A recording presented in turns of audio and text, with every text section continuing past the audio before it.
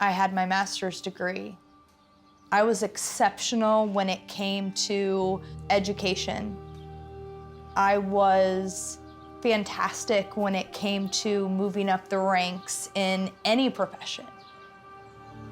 But when it came to relationships, I was a disaster. Dana Goodrum's life was torn between two worlds. Raised Catholic, she understood what it meant to be and do good. But more than that, there was a deep longing to be seen and affirmed, especially by her alcoholic father. I constantly just tried to impress him. I tried to get his approval. I did well in school. My sports were exceptional. It wasn't enough. However, it was one of her middle school softball games that served as a turning point in her heart, when she decided to look elsewhere for acceptance. He showed up so wasted, and I was pitching. And he stood behind the backstop. Come on now. And he was rattling the cage. And he was like, "Come on, Dana Joe, pitch the ball." And he was cursing.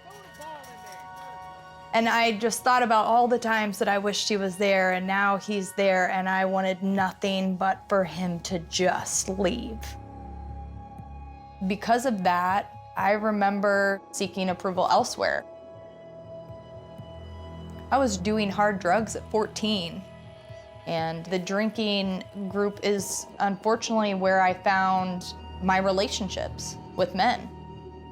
From her early teens until her sophomore year of college, Dana struggled with drugs and alcohol, but quit when she met a man whom she eventually had her son with and then married. Despite his verbal abuse and cheating, she stayed with him for 2 years until they divorced. This is the man who's supposed to protect me, protect my feelings, my confidence, and I completely just shrunk into myself. It was that feeling of rejection, and I went right back into panic mode. Even though her world was shaken, Dana went back to college and received her master's, which helped her land a good job. She also landed in another abusive relationship and had her daughter. She left him after 2 years and continued the cycle with yet another abusive man. I didn't care about anything. I didn't think that life itself could get any worse. Unfortunately, it did. Dana lost her job. Then shortly after ending what would be her last toxic relationship, she found out she was pregnant. In desperation, she got an abortion. I knew at that moment I was going to hell. I think that people assume that it is an easy decision, and it is not. I was in a fog. I was terrified. Jobless and at rock bottom, she and her children were now living in a one-bedroom apartment in a bad neighborhood, just surviving. I had applied to 152 jobs and got rejected by every single one. Finally, Dana called her mom, who shared how Jesus had recently changed her life. Then she told Dana he could do the same for her, and all she had to do was lift up her hands and give it all to God. I listened to my mom. I got down on my knees. I lifted up my hands to the ceiling, and I just said, "God, I know you are probably so mad at me. I cannot do this on my own anymore. I said, I just can't." And I started crying. Everything was just coming out. I was crying about the abortion. I was crying about the guys. I was crying about my dad. I was crying about my kids. You know, the people that I had let around them, the situations that I had put them in. And I just released it all. I started to follow him that night.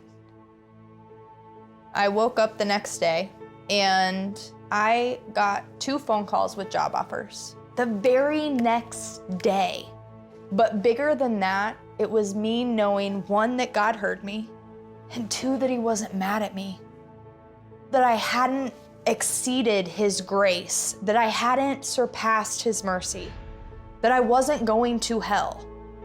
And that was bigger than any job offer. And all of a sudden, my entire perspective and outlook shifted, and I started to understand his reckless pursuit for me. Dana began attending church, got baptized, and now continually inspires others with her testimony. Through giving her life to the Lord, she's come to understand the deep, affirming love of her Father in heaven, and that there's no need to search for any other approval than His. Even though my earthly dad may have failed me, my Father in heaven was with me the entire time. I can stand here, firm in my faith, and be able to speak to other women and speak to children who are in that place and tell them confidently and boldly who their father is, even when their earthly parents fail them.